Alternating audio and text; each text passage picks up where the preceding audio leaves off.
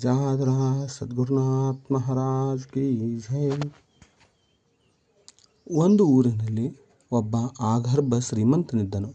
ಅವನು ಅಪಾರವಾದ ಧನವನ್ನು ಮುತ್ತು ರತ್ನಗಳನ್ನು ಗಳಿಸಿದ್ದನು. ತನ್ನ ಮನೆಯನ್ನು ಕಟ್ಟಿಸುವಾಗ ಗೋಡೆಯಲ್ಲಿ, ಕಂಬಗಳಲ್ಲಿ, ನೆಲದಲ್ಲಿ ಅಪಾರವಾದ ಧನವನ್ನು ಬಚ್ಚಿಟ್ಟು ಗೃಹವನ್ನು ನಿರ್ಮಿಸಿದ್ದನು. ಈ ಸಂಗತಿಯು ಅವನು ಕೇವಲ ಮಿತ್ರನಿಗೊಬ್ಬನಿಗೆ ಮಾತ್ರ ತಿಳಿದಿತ್ತು.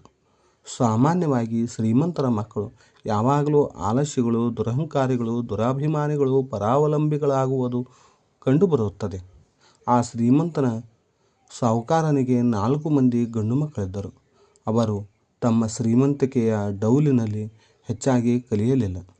ವ್ಯವಹಾರ ಜ್ಞಾನವಾದರೂ ಅಷ್ಟಕ್ಕಷ್ಟೇ ಇತ್ತು. ಜನರಲ್ಲಿ ಕೂಡ ಬಾಳುವುದು ಗೊತ್ತಿಲ್ಲ. ಒಮ್ಮೆ ಆ ಸಾಹುಕಾರನು ತೀರ್ಥಯಾತ್ರೆಗೆಂದು ಕಾಶಿ ಕ್ಷೇತ್ರಕ್ಕೆ ಹೋದನು. ಆಗಿನ ಕಾಲದ ತೀರ್ಥಯಾತ್ರೆ ಎಂದರೆ ಕಾಲ್ನಡಿಗೆ ಪ್ರವಾಸ. ದುರ್ಗಮವಾದ ಮಾರ್ಗ, ಕ್ರಮೇಣ ಅತೀ ಕಷ್ಟಕರವಾಗಿತ್ತು. ಆ ಸಾಹುಕಾರನು ಕಾಶಿ ವಿಶ್ವೇಶ್ವರನ ದರ್ಶನ ಪಡೆದುಕೊಂಡು ತಿರುಗಿ ಬರುವ ಮುಂಚೆ ಅಲ್ಲೇ ಮೃತಪಟ್ಟನು. ತಂದೆಯು ಬಹಳ ದಿನಗಳಾದರೂ ಬಾರದಿದ್ದರಿಂದ ವ್ಯವಹಾರ ಜ್ಞಾನ ಶೂನ್ಯರಾದ ಮಕ್ಕಳು ತಂದೆಯನ್ನು ನೆನೆಸಿಕೊಂಡು ಬಂದು ಕಾರ್ಯವನ್ನು ಯಥಾಸಾಂಗವಾಗಿ ಸಾಗಿಸಲು ಅಸಮರ್ಥರಾದ್ದರಿಂದಲೇ ಕೆಲವೇ ದಿನಗಳಲ್ಲಿ ಇದ್ದ ಸಂಪತ್ತೆಲ್ಲವೂ ಕಳೆದುಕೊಂಡು ದೀನಸ್ಥಿತಿಗೆ ಬಂದರು.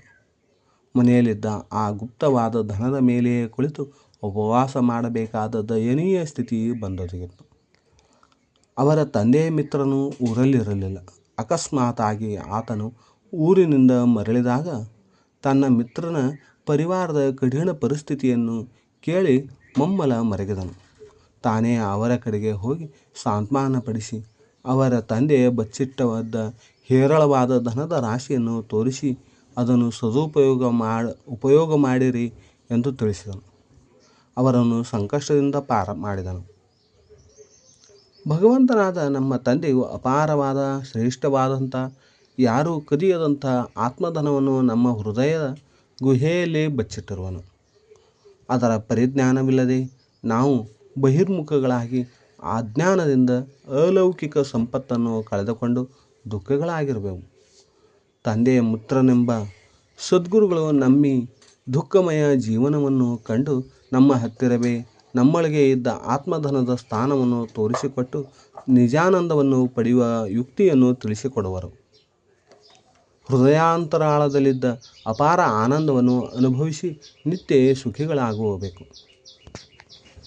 ನೀತಿ: ಗುರುಗಳು ನಮ್ಮ ಅಂತರಂಗದಲ್ಲಿರುವಂಥ ಆತ್ಮಜ್ಞಾನವನ್ನು ತಿಳಿಯಪಡಿಸುವವರು. ಅದನ್ನು ತಿಳಿದು ಆತ್ಮಾನಂದದಲ್ಲಿ ನಾವು ನಿಶ್ಚಿತವಾಗಿ ಇರೋಣ.